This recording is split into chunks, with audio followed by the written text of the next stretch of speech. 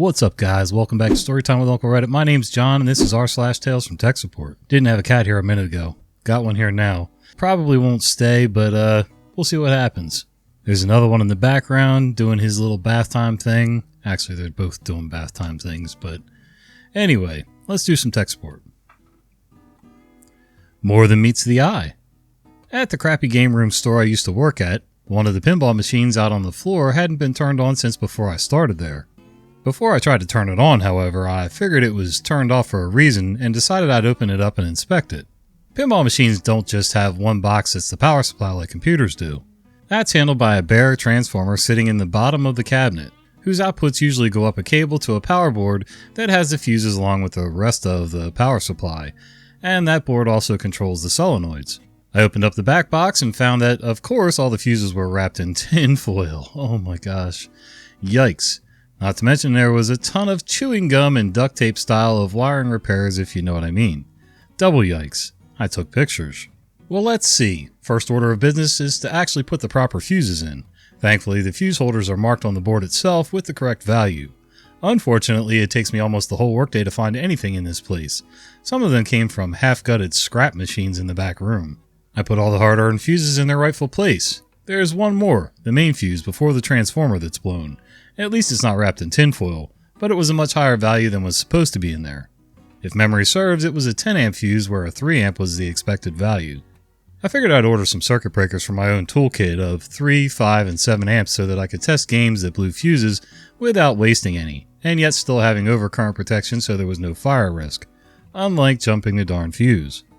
Of course, the circuit breakers were too expensive to fit them into every single game in the store, likely the reason they included regular fuses from the factory, so I figured I'd buy them for myself and keep them for my personal use as well as for this job, like home electronics projects or another job for that matter.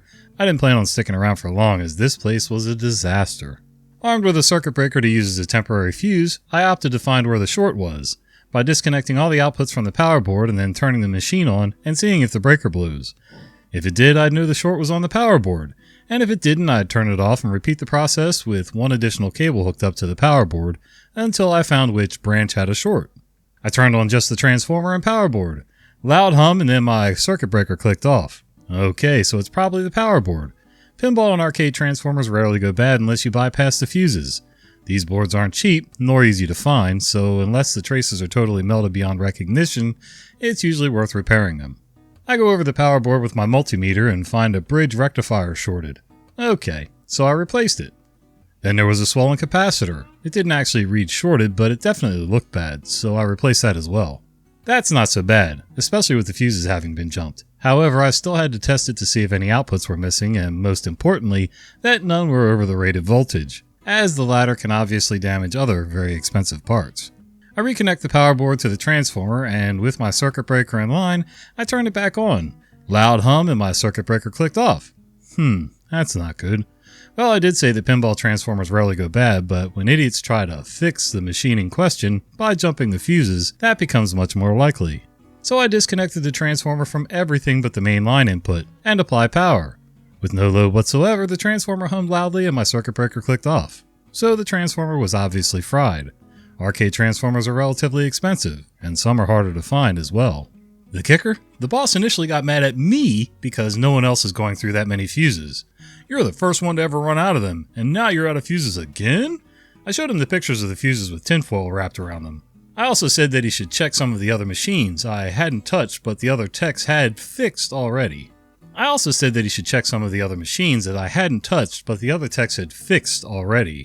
He had nothing to say to that, but he did order more fuses. Then the boss said that the transformer was blowing my circuit breaker because it was unloaded, and there was feedback as a result. I asked him to demonstrate that on another machine, but he wasn't willing to do so for fear of burning out another transformer.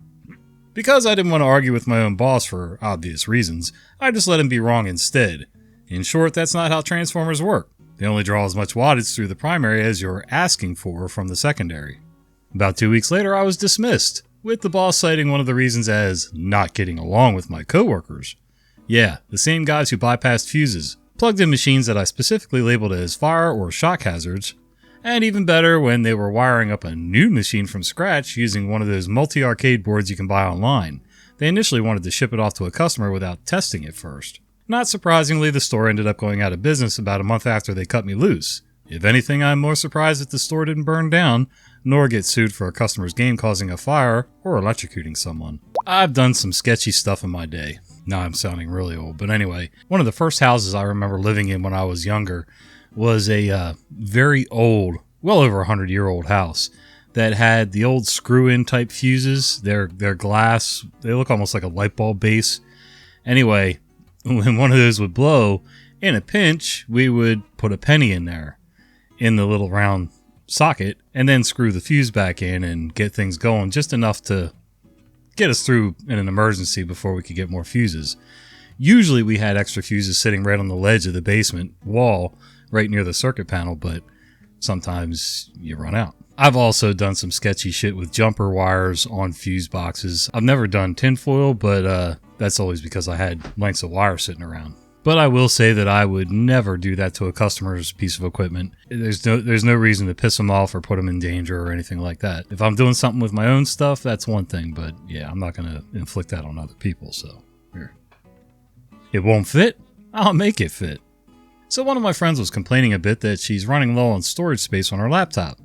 It's an HP Omen 17, and she had a 1TB hard drive and a 1TB SSD. I found her a 5TB Seagate Barracuda for $120. She ordered it, and we waited till it arrived. Now, some of you might know where this is going. A standard 2.5-inch hard drive is 9mm tall, but the 5TB one is 15mm. I didn't know that. I didn't think of that at the time, and was in for a bit of shock when I opened the packing for it. I opened her laptop, opened the new hard drive packing, and guess what? The mounting bracket didn't fit. It was a rubber bracket with mounts that go in the screw holes, and then you slide it in with the hard drive at an angle of about 45 degrees, then push it down. The SATA and SATA power connector was on a ribbon cable. The laptop chassis had enough room for the 15mm 5TB hard drive, but no way of mounting it. So what do? Grab a spare Ethernet cable and cut off its insulation, connect the hard drive to the laptop, put it inside, and stuff the insulation around it. It was a perfect fit. I even turned the dang thing around and banged on it from the top with my hand to see if it would fall out. It didn't even budge. Took a bit of cable insulation and put it on top of the hard drive so the bottom cover of the laptop would be squishing it on a bit So it would be squishing it on a bit, and that was that. DIY jank hard drive mount status achieved. She was happy, I was relieved, the hard drive's working still to this day without problems. And I had another funny tale to tell. I've had that issue before, but I don't think I understood why I had the issue at the time until I just read this story. I tripled the size of one of our 2.5-inch hard drives in one of my wife's old laptops, and that little rubber, it's not a sleeve, I guess. It's sort of like when you put a phone cover on, how it has the rubber piece all the way around the outside, and then it has the mounting tabs, and you know the deal. Anyway, and the same thing happened. I couldn't get it mounted, so I got it in there, got it all plugged in, and then I found I had foam, single-sided sticky foam that I would use for other things. And I just put a piece of that on the top so that it would hit against the bottom of the case. And then around the two edges, down the two long sides, I cut that rubber mounting bracket so that I could make shims to go in alongside so it wouldn't jar back and forth. And it works. Sometimes jank is the way to go. Spin the fans around. Another tale from the pig farmer. Wait, what? Back in the days of me attending the Faculty of Computer Science, I didn't finish it because of the lack of background of coding, and I dropped out after the first year. Me and two of my buddies made a group chat before I left, so we could talk from time to time. I built at least a dozen computers in my years, and my preferred method of cooling was always air-cooled for CPUs, and to at least have one more case fan blowing air in. So if I have 9 fans on my current case, I have 5 fans blowing air in and 4 blowing air out. This creates a positive air pressure inside the case and doesn't suck in dust through every hole in the case that isn't filtered. My buddy, who finished the faculty with high remarks, did it the other way around.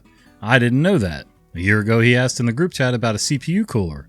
I advised him go Noctua. I had the same one, 65 degrees Celsius on high load applications max. We also had the same processor, AMD Ryzen 9 5900X. Fast forward a year and he's complaining in the group chat about his CPU overheating, and that he's planning on buying an all-in-one water cooling solution. I was thinking to myself, well, this is odd. We have the same cooler and CPU. How could this be overheating and mine doesn't? I told him to describe how he had his fans configured. 2 fans pulling air in and 4 pushing air out. He sent a pic of the PC case and it was a dusty mess. I explained to him that the CPU and GPU aren't getting enough cool, fresh air from the 2 case fans. that he should remove the fans, turn them around, and remount them. I also stressed that the top fans blow hot air out because heat moves upwards. Buying an AIO won't help one bit if he won't get cool air. Fast forward another week and his CPU is enjoying a cool 60 to 70 degrees Celsius max temperature. Sometimes I wonder why I didn't go to the IT route. Other times when I listen to podcasts and read this Reddit, I'm glad I didn't. I'm the no time for BS kind of type, so I'd probably be yelling and screaming through offices because my tolerance for ID10T types is very low. So my case is a little weird. I have venting on the bottom, but then there's here. So my case is a little different. I've got venting on the bottom. I've got this solid glass side. There's some fins on the metal panel on the other side, but Anyway, I have these two fans drawing air in from the right side. Then I have this fan here on the CPU cooler, which is I have a big, block cooler on there, and the fan blows towards the back, and then one fan on the back near the top corner blowing out, and then there's the two GPU fans that are pushing air up through the GPU. So, and I've got positive pressure, which is weird because because there's two fans in, one fan out, the other ones are basically just blowing through the case. I guess it gives me positive pressure, but I've never had a temperature problem on this at all. Now, I'm not a gamer, but I did have somebody play a couple games on it just to test it out and see how the CPU would handle it. And I also have one passive vent back here on the top corner that just allows air to naturally, natural convection. Stuff. Words are hard. By the way, speaking of group chats and things like that, does anybody remember Trillian? Trillian was this great app. If you had AIM, Yahoo, if you had a bunch of friends who were on different chat formats, Trillian was sort of one of those things that would bring them all together. And I could even text to people from my chat window and things like that. So, I kind of miss those days. I wonder if Trillian's still out there. That used to be one that my friend and I would use all the time, if I was at work and things like that. But, those were the days. Heart attack because of duplicate host names. Obligatory long-time lurker, first-time poster. So this just happened 30 minutes ago. I work for a software vendor as an applications programmer, software architect, and sysadmin. Basically, I'm engineering. The vendor in question deals with project management and accounting. The software solution that we sell offers the client the option of self-hosting on premises. And one of our clients, our largest client, has decided to self-host, and have done so the last 10 years or so. The machine's been in the server rack from before anyone in IT at the client can remember. About 2 years ago, we recommended they acquire new hardware for a new release of the software, from one major version to the next. So major, in fact, that the underlying virtual machine hosting went from QEMU, virtual machines to LXD containers. So basically a ground-up overhaul of the infrastructure. This was during the time of my predecessor, who, in his enlightened wisdom of 25 plus years working in the role, decided to name the new host the same as the old host, which didn't cause any problems due to how the networking was set up. Due to reasons, a department of the client had stuck to previous versions while the rest of the company moved on to the new version, so we maintained the old version for them. No new updates, just keeping the thing chugging along. About a week ago, the old host started to have a drive failure in its RAID 1 with 2 disks. So the decision was made to migrate the remaining department's data to the new host and have them work on the new version going forward. The hardware gods had spoken. There was nothing they could do. The migration worked flawlessly, and a plan to clean up the old host was put in place. Fast forward to 30 minutes ago. Now, I previously worked at a cybersecurity software vendor as a software engineer. And when you spend every day working with cybersecurity analysts and penetration testers, you learn a thing or two. So I spent the day talking with them, since we still keep in touch, and joking about how I should go ahead and wipe the old host and nuke its contents so they're unrecoverable. We settled on the idea that shred would be ideal. So after the final backups had ran for the old host, the command, shred VFZN7 blah blah blah, was entered into the remote SSH session that I had up. And I didn't think twice. It had all been planned and everything. I had been given the go-ahead. No sooner than 5 minutes later, I noticed the prompt. The host name was exactly the same as the host name of the new host. I, however, did not know this until I tried to log in through another shell to the old host and to the new host. The old host had already lost the SSH authorized keys file, and the new host logged in fine, so my worry was put aside. That said, I still had to test it several times to make sure and confirm it in my head. But for all of 5 minutes, I had the sinking feeling that I just nuked the new host and all the financial data of the client with it. Luckily, we had backups if anything did go wrong, but that was one of the most terrifying moments of my career to date. Lesson to be learned: no matter how smart you are, don't name two remote machines with the same host name for the same client. It could lead to some very octane-filled, heart-racing moments. I actually did this once, and I'm not sure, it wasn't exactly the same. I mean, like, I wasn't working with servers and stuff. I was working with swapping out hard drives. Again.